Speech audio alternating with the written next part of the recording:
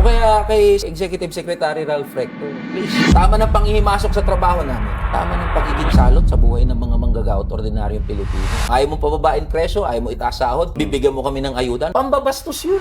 PBBM, 4 na taon na ho kayo sa pwesto, sa posisyon. Wala man lang kahit isang makabuluhan na panukalang batas. Merong House Bill number 8081 ngayon sa House of Representatives. Ito yung abolition of provincial rate. Yan yung tinutulak ko primarily. 200 congressman, attorney, ang sumusuporta, including Speaker Bogie D. Ang tinuturo niya, ni Majority Leader, ay ayaw ng economic managers and Executive Secretary Ralph Recto. So kaya nga ang sinasabi namin kay Majority Leader, Majo, baka naman po pwedeng isalang nyo na lang sa plenary. Kasi magkakaroon ng buhay na sarili yan pag nasa plenary na So kaya yan yung pinagtataka namin. Pag tinanong naman si Executive Secretary, hindi naman niya masasagot directly. So sinasabi niya, bakit hindi imbitahin yung mga economic managers? So para marinig din yung point nila. Tumaan na nga ng committee hearing Isa pang problema yan, Boss Willard. Kasi 19th Congress, pumasa na yung 200 pesos legislated wage increase. Namatay sa bicameral conference committee meeting. O ngayon, meron uli nakapending. Hindi rin umuusad ngayon. Bakit? The same argument. Ayaw din ng economic managers.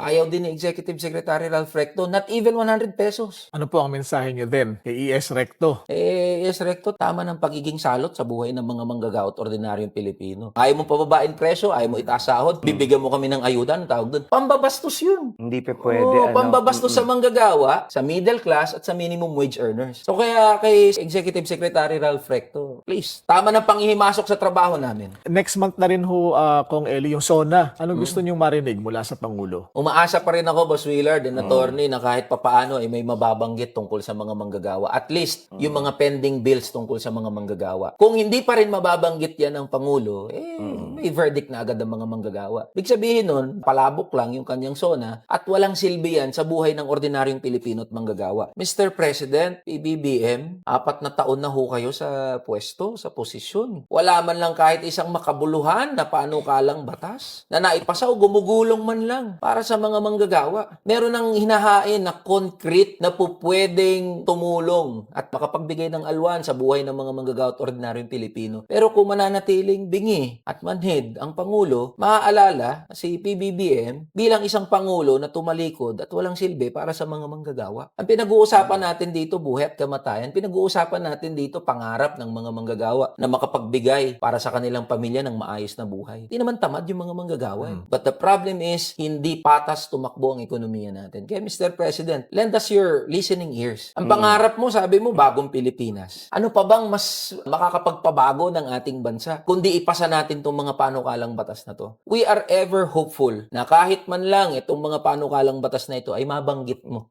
sa yung State of the Nation address. Tara na, kamanggagawa.